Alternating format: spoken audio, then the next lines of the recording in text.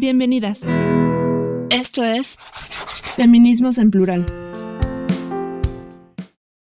Bienvenidas, bienvenidos y bienvenidas a este programa de Feminismos en Plural. Por fin regresando de esta vacación. Y pues de este lado les saluda Liliana Juárez Cervantes, del otro lado María Fernanda Pérez Pasos. Un placer estar con todas, todos y todes ustedes. Pues bienvenidas de regreso. Y vamos a empezar, yo creo que un proyecto que hemos estado, saboreando desde hace ratote, que tiene que ver con los temas de geopolítica, con los temas internacionales. Ya saben que a mí, si a Fer le apasiona la ciudad, a mí me apasiona lo internacional. Y bueno, este programa ya es un dulcecito que nos queríamos comer hace mucho tiempo. Y sobre todo porque tiene que ver con temas muy de la actualidad, y yo creo que más en este año 2024, donde se juegan pues montonal de posiciones a nivel internacional. Creo que también desde Moody con la India, Donald Trump en Estados Unidos, hay bastantes elecciones en Latinoamérica, en Europa, etcétera, etcétera. Entonces este es un año importantísimo, importantísimo para pues voltear a ver qué está pasando con el mundo. Y en esta revisión del mundo vemos una tendencia bastante interesante, y ahorita lo platicaremos ya en el caso de Latinoamérica, que tiene que ver con esta alineación a unas derechas, o me atrevo a decir unas derechas extremas, que estamos viendo que empiezan a decir aquí estoy, ¿no? Y aquí estoy con una contundencia bastante interesante. Y aparte de esta presencia, pues vemos una serie de rasgos característicos, pues no solo que están presentes y que llaman la atención, sino que son sumamente preocupantes. Les voy a poner un ejemplo quizá bastante burdo, pero cierto, ¿no? O sea, estas hipermasculinizaciones, esta agresión, ser muy macho de Donald Trump o de Putin, pues pareciera que están empezando a repetir un patrón de un desprecio hacia lo femenino, de un desprecio hacia las mujeres, en estas ideas de la construcción de la derecha. Pero aparte, ahí ahorita lo podríamos platicar, Fer, más a gusto, pero es una derecha que es distinta a las derechas que veníamos conociendo, porque es una derecha que toma muchas banderas de la izquierda, por ejemplo, la defensa a los trabajadores, o lo que sea que se entienda como defensa a los trabajadores, o a los grupos sindicales, o etcétera, estos grupos, que toma también, por ejemplo, banderas de un hipernacionalismo y una masculinidad que ya les había comentado, tóxica, agresiva, y que además de todo plantea una idea de los otros contra los otros. Y lo vemos, ¿no? Con estas ideas, por ejemplo, de Donald Trump, de nosotros, el pueblo americano, elegido por lo que sea, ellos se sientan elegidos, contra los otros, ¿no? Y estos otros pueden ser la migración, que es lo que vemos mucho en los discursos de Donald Trump, pero también vemos este patrón que se repite, por ejemplo, en el caso italiano, donde igual, ¿no? Vemos nosotros contra los otros pues de las migraciones, sobre todo desde el África o desde Medio Oriente. Igual en el caso de Putin, ¿no? Donde igual el nosotros contra los otros de los rusos contra el occidente. Y además de todos esos elementos que ya veníamos planteando, pareciera que es muy preocupante, y ahí también me queda la duda, me queda la preocupación, me queda la angustia de estos coqueteos por resucitar a pues viejas plagas del pasado, ¿no? Si yo creo que si en tiempos bíblicos se hablaban de las famosas plagas de Egipto, yo creo que en épocas recientes tenemos las plagas del siglo XX, ¿no? Con el fascismo, con las dictaduras, y entonces vemos a una Italia que empieza a coquetear pues con los remanentes del fascismo italiano. Vemos a una Argentina que empieza a coquetear con los remanentes de la dictadura. En fin, ¿no? Vemos pareciera que estos jinetes del apocalipsis, bueno, para mí son jinetes del apocalipsis del siglo XX, empiezan a resucitar con unas caras de una mercadotecnia bastante interesante, y aparte con una masculinidad y un nacionalismo que se pintan aparte de una idea de un miedo interesante, ¿no? Este miedo contra los otros, contra las pandillas, contra los crímenes organizados, contra los migrantes, y además una aparente y muy clara idea del miedo contra esto que no es la masculinidad hegemónica, ¿no? O sea, contra todo lo que sea esto, ¿no? Ya lo llamamos comunidad LGBT, la llamamos mujeres, o todo aquello que rompa estas ideas del muy macho de Donald Trump o el muy macho de Putin que puede cabalgar osos para mostrar lo bueno e increíble y poderoso que es la nación rusa, ¿no? Entonces, pues nos encontramos ante este mundo interesante que nos plantea, yo creo que un montón de desafíos súper relevantes, un montón de desafíos que brincan a empezar a cuestionarnos cosas distintas. Y además que empiezan a cuestionarnos en el cómo se empiezan a ensamblar los gobiernos en un aparente nacionalismo que aparte empieza a tener como estas alianzas internacionales, ¿no? Entonces vemos un cerrar, abrir fronteras, en fin, ¿no? Una serie de escenarios muy sabrosos como desde el punto de vista del análisis, pero al mismo tiempo muy preocupantes. Tú, Fer, ¿qué ves en esta región latinoamericana o cómo le empiezas a notar que se están empezando a mover estos mundos o estas derechas en nuestra región? Hijo, es que me dejaste varias cosas. No estamos tan bíblicas, no sé por qué estamos un poco bíblicas y apocalípticas, pero me hiciste pensar en los apocalipsis y en los jinetes del apocalipsis, ¿no? Yo creo que estamos viviendo como movimiento feminista una revolución cultural. Estamos impulsando una revolución cultural, una revolución social, una revolución institucional, una revolución gubernamental, que a veces es, dependiendo la agenda, relativamente aceptada y aceptable en la medida en que los gobiernos pueden hacer el mínimo esfuerzo para resolver el tema. Y aún así, aunque sea un mínimo esfuerzo, tiene sus resistencias, ¿no? Pensando, por ejemplo, ahorita en El Salvador de Bukele o en la Argentina de Milei, ¿qué tanto les movió el hecho de tener que utilizar el lenguaje inclusivo, ¿no?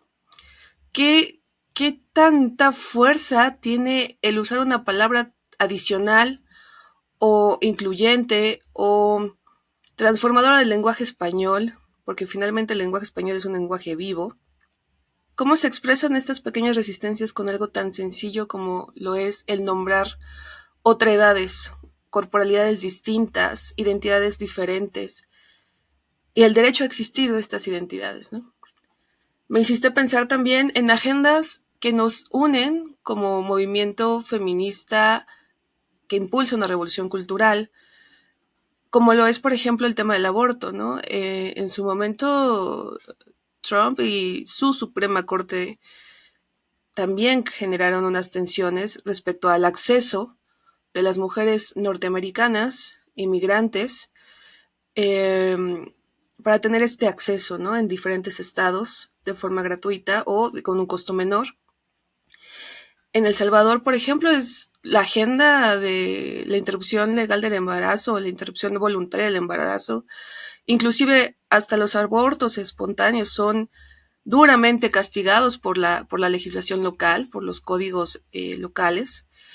Y en el caso de la nación argentina, bueno, la desaparición absoluta de más de 9 ministerios, incluidos los dedicados a temas de género y temas de agendas de mujeres y de niñas, nos permiten observar esta tendencia internacional que está emergiendo con una fuerza importante y que le está haciendo sentido a una población que de alguna manera se siente agredida con el avance de nuestras agendas. Acá en México tenemos un influencer, y digo tenemos porque pues es mexicano, no porque yo sea su fan. Tenemos un influencer muy conocido como Temach, que impulsa este tipo de comportamientos agresivos, ¿no? En contra de mujeres, y que educa a los hombres sobre la importancia de ser este macho dominante, alfa, lomo plateado, y de cómo nos pueden dominar desde este discurso, ¿no? Cómo aparentemente nosotras estamos deseando ser dominadas, ¿no? Entonces, de la geopolítica podemos irnos a lo más concreto, ¿no? Estos especímenes como Trump, como Putin, como Milei, como Bukele, como otros tantos más en América Latina y en otras partes del mundo, son la idea de el hombre resolvedor, ¿no? Acá en México tenemos un chiste de los resolvedores, pero bueno. El hombre que resuelve, el hombre fuerte, el hombre estado, el hombre patriarca, el hombre agresivo, el hombre que te va a decir qué hacer y cómo hacer porque tú no sabes hacer ni ser ni existir de una forma adecuada. Ese hombre que creíamos olvidados, al menos algunas, deseábamos mantenerlos en los libros de historia, pues está más vigente que nunca, ¿no? Ahora, ¿por qué esta fuerza, esta popularidad de este tipo de liderazgos, no? Bueno, yo creo que también estamos viviendo desde la ciencia política, podemos analizar esto, ¿no? Fenómenos como los populismos de izquierdas y de derechas que están resurgiendo con una potencia en la que el líder se vuelve la respuesta a todos nuestros problemas. El gran padre que nos va a dar el dinero que necesitemos para resolver todos nuestros problemas, porque con dinero se resuelve el problema, el que sea, sin considerar que hay fenómenos estructurales, violencias sistémicas, fenómenos sociales de largo aliento y emergentes que no se pueden resolver solamente con un apoyo social. Y ahí ya le pega el mío, pero bueno, a nuestro presidente, pero bueno. Al final yo creo que estamos viviendo en una era en la cual entre más avanzamos, cuestionando, pugnando por nuestras agendas, impulsando nuevos derechos, el reconocimiento de los mismos, demandamos la exigencia de los que ya están reconocidos, también está existiendo una reacción o sobrereacción frente a nuestros avances. Y esto tiene que ver también con un asunto que no hemos tratado mucho, pero que esperamos tratar más adelante, que tiene que ver con el manejo de los capitales, ¿no? ¿Quién mueve al mundo en la economía? Y también con el asunto de las cuestiones religiosas, ¿no? Son otros poderes que están ahí, latentes, fuertes. El avance de las iglesias evangélicas, por ejemplo, cristianas, acá en México que somos aparentemente todavía muy católicos, o al menos en la moral pública se sigue respetando mucho el catolicismo, cómo este tipo de agendas confesionales están marcando agendas de los partidos políticos, de los políticos tradicionales, pero también agendas sociales de lo que se debe esperar y de lo que se debe desear, de cómo se comporta la sociedad correctamente. Entonces, la fuerza de nuestro movimiento puede medirse en la reacción que estamos obteniendo de la gente que está resistiendo al cambio, de la gente que dice, no, yo no quiero que mi hija tenga la capacidad de discernir por sí misma, no, yo no quiero que mi esposa deje mis privilegios, deje de atender mis privilegios para atender sus necesidades como mujer, ¿no? Y así podemos nombrar un montón de cosas. La geopolítica tiene esta posibilidad, ¿no? de analizar los asuntos desde el punto de vista del patriarcado global o desde el punto de vista de las regiones concretas, de producción concreta, pero también te permite observar cómo estas pequeñas inflexiones en agendas comunes tienen la posibilidad de crecer o no dependiendo de la región. Como comentaba, ¿no? El tema del aborto, pues aquí en México la Suprema Corte de Justicia de la Nación, gracias a esta ala progresista de la Suprema Corte de Justicia de la Nación, pues ya declaró la despenalización del aborto. Y eso es un avance buenísimo para los derechos sexuales y reproductivos de las niñas, las mujeres y las personas con capacidad de gestar. En ese sentido, vamos más adelante, ¿sí? Pero como platicábamos en otras ocasiones, despenalizar no es lo mismo que legalizar. Entonces, nada te asegura que llegues a tu clínica y van a tener los medicamentos adecuados para atender tu caso o, en todo caso, hacer el procedimiento correspondiente dependiendo de la semana de gestación. Bueno, pero en El Salvador no está pasando igual. En Argentina tuvo que salir la gente, las mujeres a la calle, de forma masiva a presionar y a convencer a los legisladores. Es una agenda común, sí, pero cada quien tiene sus inflexiones y están recibiendo del Estado respuestas violentas, respuestas no violentas, pero que institucionalizan sin brindar realmente los servicios, o simplemente respuestas tan agresivas que ni siquiera la posibilidad de que exista una práctica es bien recibida, como es en el caso de El Salvador. Entonces, frente a esto, monstruos como Milei, monstruos como Trump, ¿Qué están haciendo? ¿Cómo nos están pegando, amiga? Están modificando el mundo, eso me queda clarísimo. Y de hecho, voy a retomar un poco el punto de que hablabas de la religión, porque me hiciste recordar algo, ¿no? Pareciera que tenemos todo marcado en cuestiones de las regiones, vamos a decirles así, ¿no? Pero yo creo que si algo nos ha enseñado el último año en particular, ha sido que estas regiones, y más cuando se empieza a trastocar el tema de religión, se modificaron, ¿no? O no es que se modificaran per se, pero las áreas de influencia y las capacidades que han tenido estas religiones para moverse más allá de su área de gestión o su área de influencia, pues está ahí. De hecho, por ejemplo, creo que hay dos ejemplos bastante interesantes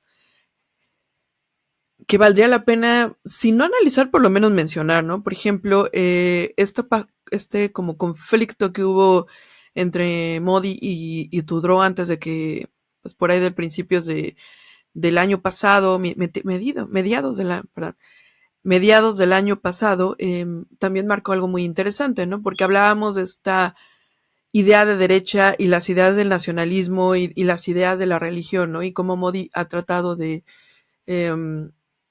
hacer cierta represión a los grupos religiosos minoritarios, y pareciera que esta represión, ¿no? Con estas religiones minoritarias, en particular la religión Sikh, ha trastocado las fronteras de la India para ir a tocar y agredir, ¿no? a los líderes revolucionarios o a los líderes separatistas, que igual tienen esta conexión entre los Sikh y los separatistas, una región en particular de la India, dentro del propio territorio de Canadá, ¿no? Y cómo se empezaron a marcar las tensiones en estos dos países que tienen, pues, obviamente regiones completamente distintas, y pareciera que tienen intereses económicos e intereses regionales distintos, pero vemos cómo estos elementos y estas tensiones religiosas y estas ideas del nacionalismo y estas ideas de la religión y estas ideas de la presencia de los poderes religiosos, pues trastocaron la relación diplomática. Y luego vemos lo que está pasando o lo que pasó en la guerra de Palestina. Y en ese sentido, pues otra vez, no vemos cómo estas ideas de la religiosidad empiezan a trastocar, pero lo curioso es, y digo, más allá de que creo que pues da para 3, 4 episodios hablar solamente del tema de Palestina, pero en este caso quisiera que lo planteáramos como esta guerra, que podemos también llamarlo de mil maneras, eh, religiosa, vamos a dejarlo así por ahorita, eh, trastoca entonces ahora las elecciones y las capacidades, por ejemplo, de que gane o pierda Donald Trump en los Estados Unidos, ¿no? Y vemos cómo estas conexiones también empiezan a romper las regiones de manera tan clara o tan evidente, ¿no? Y estas alianzas que de repente llegan a tener. Y ahí es cuando empiezo yo a preocuparme un poco, porque vemos que entonces estas ideas o estos grupos o estas derechas en Europa, por ejemplo, empiezan a tener influencia en los grupos latinoamericanos y viceversa. Y creo que ahí también empiezan a marcarse estas alianzas y estas geopolíticas de una manera completa y totalmente distinta. Hay un autor por ahí que hablaba de que el mundo estaba dividido entre democracias y no democracias. Y entonces que la democracia se había vuelto este parámetro para generar alianzas con los Estados Unidos, y que en esta época post la caída de la Unión Soviética, pues teníamos esos países, ¿no? Los democráticos o los no democráticos, y estas democracias eran las alianzas hacia un bloque o hacia el otro. Y creo, a mi parecer, que empezamos a ver un cambio en este paradigma de alianzas que tienen que ver mucho más con la coyuntura de los partidos políticos o de los liderazgos que se están dando en este momento en cada una de las regiones y en cada uno de los países, ¿no? Y creo que empezamos a verlo más claro. A mi parecer, por ejemplo, lo que pasó la semana pasada en Ecuador, en esta ruptura, si no tienen claro lo que pasó en esta ruptura de relaciones diplomáticas entre México y Ecuador, me marca todavía más que por lo menos en la región Latinoamérica empieza a haber esta ruptura de manera muy dramática entre las izquierdas que pareciera que se alían quizá con un liderazgo no tan claro de parte de, pues a lo mejor de Lula da Silva, a lo mejor un poco de Andrés Manuel, y por el otro lado tenemos a las derechas latinoamericanas que se empiezan a aliar que tenemos ahí a Bukele y a Milei, pero a mí lo que me preocupa es que esta relación de amiguismos o esta relación de alianzas políticas, por un lado, empiezan a tocar por los dos extremos ciertos patrones comunes, como es el coqueteo con los ejércitos, y pareciera que se empiezan a interconectar y pareciera que se empiezan a tocar. Y por el otro lado es que ya no hay, digamos, este punto donde las alianzas o las influencias terminan donde termina la región Latinoamérica, ¿no? Vemos cómo estas alianzas también se empiezan a coquetear con por ejemplo, con el partido Vox en España, con otros partidos fuera pues de la región, ¿no? Y las alianzas, las capacidades de toma de decisiones, las capacidades financieras, pues se mueven más allá de estas áreas geopolíticas, ¿no? Entonces, vemos también cómo la geopolítica tradicional, vemos también cómo las alianzas tradicionales, vemos también cómo el sistema mundo se empieza a redefinir en estas ideas de la izquierda y la derecha, lo que sea que entiendan ustedes también como izquierda-derecha, porque también, y creo que vale muchísimo la pena empezar a cuestionar qué significa izquierda y qué significa derecha en el siglo XXI, porque ya no es lo que era, y tampoco estoy segura que exista las izquierdas o las derechas en el sentido purista, ¿no? Porque de repente vemos cosas que no terminan de cuadrar en un lado o en el otro. Ahora bien, del otro lado, ¿qué estamos haciendo, no? ¿Cómo hay una respuesta articulada de parte del movimiento feminista? Y ahí también yo creo que me quedaría, ¿no? Si estoy hablando de una reconfiguración de un feminismo, de un sistema mundo más allá de las regiones y más allá de las derechas y las izquierdas, ¿cómo se está reconfigurando el feminismo internacional? ¿Cómo estamos reconfigurando las alianzas? ¿Cómo estamos reconfigurando las agendas? Ya hablabas tú de unas agendas muy locales, ¿no? Que de repente no necesariamente tienen eco más allá de las fronteras de un país, ¿no? Por ejemplo, el tema de el acceso a los templos es muy de la India y es un feminismo muy puntualizado, muy local, que tiene que ver con agendas muy específicas, pero ¿cómo, por ejemplo, vemos que estas alianzas y estos pequeños grupos y estas pequeñas resistencias que vemos en la India, que vemos en Irán, que vemos en Europa, tienen una resonancia en América Latina en particular, y cómo de repente estas respuestas y estas interacciones se empiezan a mover, ¿no? Tú, Fer, ¿cómo ves estas combinaciones, estas conversaciones de los feminismos latinoamericanos en particular o en el mundo en general? Bueno, me la dejas facilita, ¿verdad? Porque hay muchos feminismos, por eso se llama así el programa, ¿no? El feminismo entendido como movimiento revolucionario, ¿no? Pero dentro de ese feminismo, de una forma de teorizar sobre lo que está ocurriendo, hay muchos feminismos, ¿no? Vamos desde los de la Via Yala hasta los ecofeminismos, inclusive, ¿no? Han empezado a emerger estas críticas hacia las feministas nacionalistas, particularmente esas están en Europa, pero ¿cómo se está entendiendo esta agenda, ¿no? ¿Cuáles son las agendas de cada grupo, de cada corriente? Y cómo a partir de ellos entendemos nuevas alianzas con viejas alianzas, ¿no?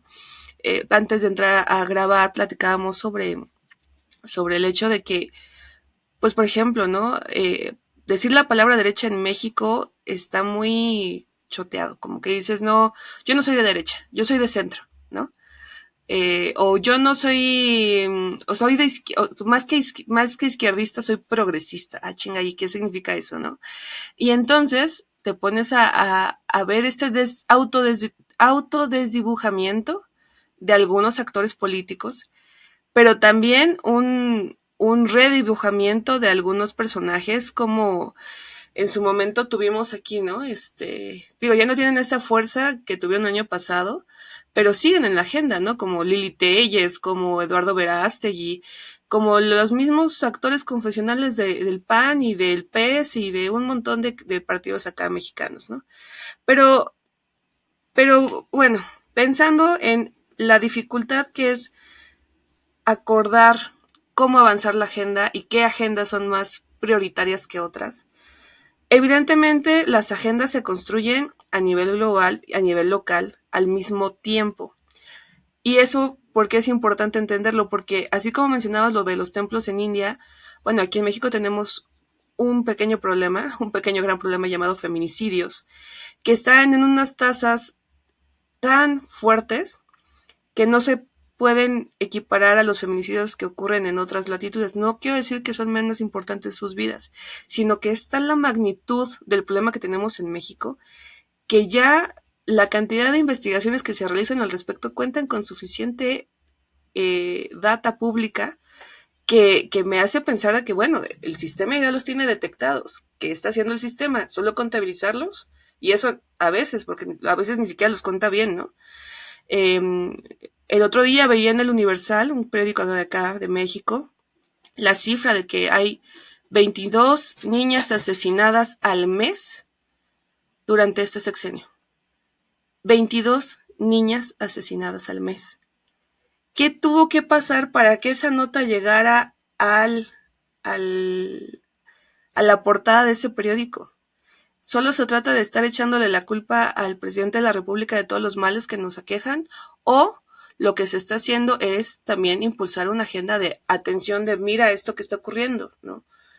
¿Quién se beneficia con nuestras dolencias y con nuestros afectos? Como los mismos partidos políticos acá, como habíamos mencionado en un episodio anterior, acá en México estamos en proceso electoral y pues resulta que los 3 aspirantes presidenciales traen el tema del Sistema Nacional de Cuidados como si fuera la panacea que ellos inventaron, cuando es un tema que hemos venido trabajando las feministas desde hace décadas y que hemos impulsado desde diferentes opciones, ¿no? Institucionales y no institucionales. Y sin embargo es su idea ahora, ¿no? Es esa apropiación también, ¿no? Sin embargo, es una apropiación despolitizada, aunque parezca absurdo, pero es despolitizar todo el trabajo que vienen realizando un montón de colectivas. ¿Por qué? Porque ya es su proyecto y es bajo sus parámetros y con una exigibilidad mínima en materia de evaluación y transparencia y de rendición de cuentas. Entonces, este programa va a parecer como muy, quién sabe de quién estamos hablando, pero crean, chicas, no. Parte de ser feminista es también estar enteradas de lo que pasa en el mundo. No todo es lo que pasa en mi colonia, no todo es lo que pasa en mi país. El mundo se está moviendo porque nosotras también nos estamos moviendo y el mundo está resistiendo a lo que a lo que el movimiento y nosotras mismas estamos proponiendo desde los microespacios que tú estés ocupando. Entonces, hablar de ultraderechas, derechas, las agendas interconectadas a nivel global, los espacios y las agendas que se están impulsando desde cosas tan tontas como lo que mencionábamos, ¿no? Los TikTokers, los influencers, inclusive el tipo de becas que se promueven por qué tipo de instituciones, para hacer qué tipo de investigaciones, hablan de lo que se está tratando de contener o encauzar de una forma muy particular para generar conocimiento y para generar una forma manejable de hacer feminismo, ¿no? Es horrible lo que acabo de decir, porque para mí como feminista, como yo lo entiendo, para mí el feminismo es una forma de vida y también es una forma de entender el mundo.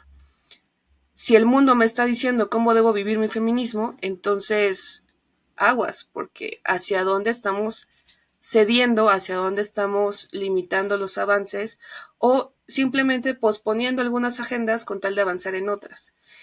El mundo está interconectado. Lo que nosotros podríamos ver por necesidad de teorizar de izquierda y derecha, en la realidad todo está conectado y todo está evaporándose al mismo tiempo, ¿no?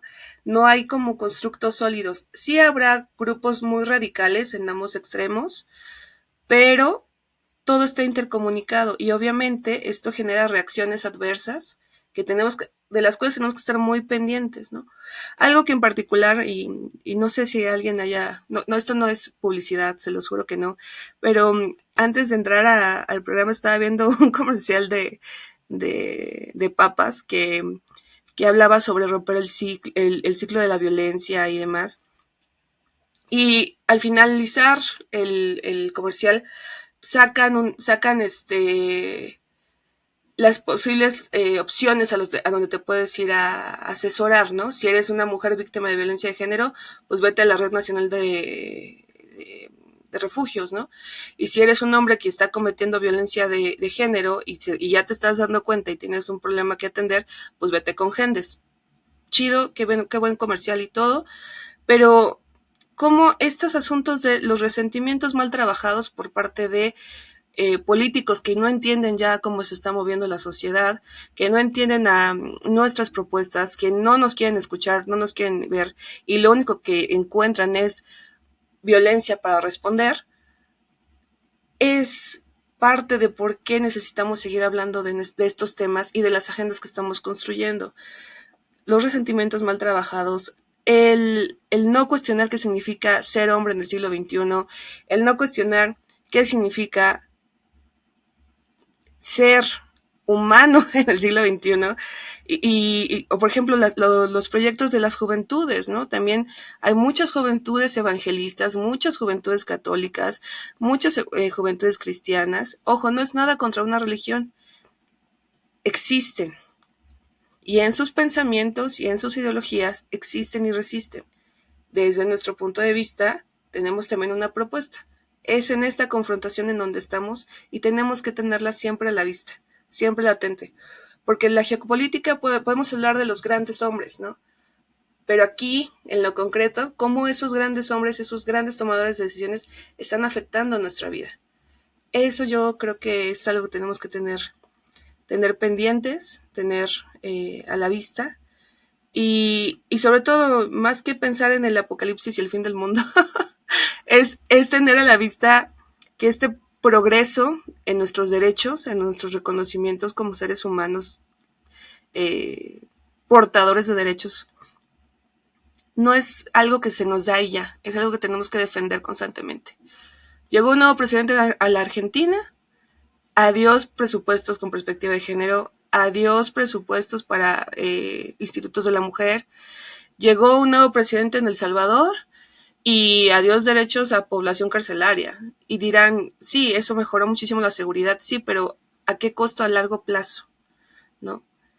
Acá en México vamos a ver qué resuelve la ciudadanía el 2 de junio y si se toma posesión el 1 de octubre, cuál va a ser la decisión que se tome a nivel Congreso Federal, a Congreso de la Unión, pero finalmente es eso. Si el mundo está cambiando, nuestros líderes están rotando o cambiando, porque acá en México no se permite la reelección,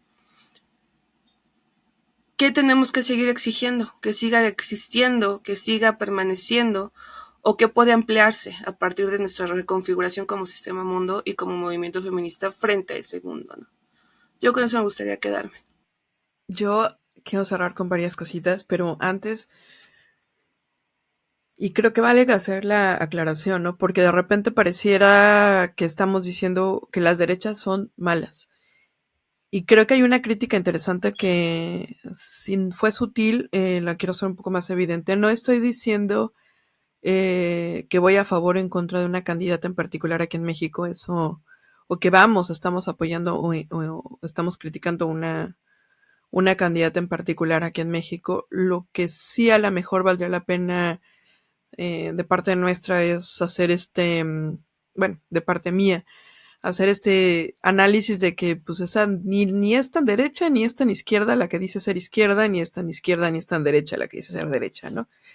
Que en particular en el actual parámetro mexicano, en la actual elección, estas derechas e izquierdas están más que borradas. Sino es que también valdría la pena empezar a preguntar cuál es la derecha y cuál es la izquierda, ¿no? Estamos hablando de otro tema, estamos hablando de otro tipo de construcciones de derecha y estamos hablando de otras alianzas interesantes. Hay por ahí una frase también con la que me gustaría un poco cerrar, que tiene que ver con esta idea de pensar en lo local. Si no me mal recuerdo, siempre eres Patricia Hill Collins que habla, ¿no? De pensar en lo internacional, siempre viendo lo local y siempre viendo lo local pensando en lo internacional. Yo creo que es parte de la forma en que yo veo el mundo siempre, o que trato de hacer mis análisis. Y es que, pues sí, ¿no? Nos vendimos con esta idea de que, pues a mí qué demonios me afecta que Milei gane o no gane el argentino, ¿no? ¿O qué me afecta a mí si los fascistas vuelven a tomar el gobierno en Italia? ¿O qué me afecta a mí si Modi se reelige en la India, ¿no? pero empecemos a hacer un análisis interesante desde las conversaciones de la mesa de nuestras casas, cómo hay temas que parecieran que estaban muertos y por la publicidad o propaganda que tienen estos personajes se empiezan a retomar.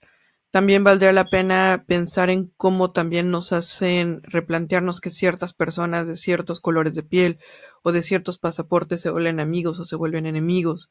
También valdría la pena replantearnos qué valores están empezando a impactar, por ejemplo, en el contenido que consumimos, en la televisión que consumimos, en las personas con las que interactuamos y sobre todo, y regreso creo que un poco a los puntos de los que estaba hablando antes, ¿no?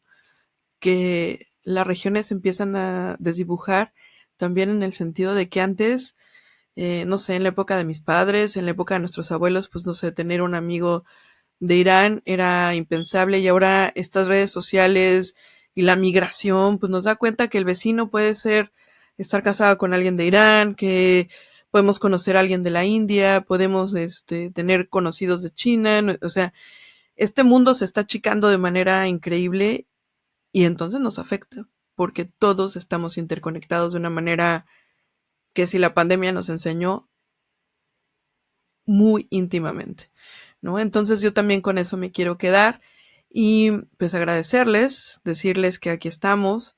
Yo soy Liliana Juárez Cervantes. Yo soy Fernanda Pasos. Y no se olviden en suscribirse, compartir, dejarnos sus comentarios. Y esto fue Feminismos en Plural. Gracias por escucharnos. Hasta la próxima semana. Síguenos en nuestras redes sociales, Facebook, Twitter, YouTube e Instagram.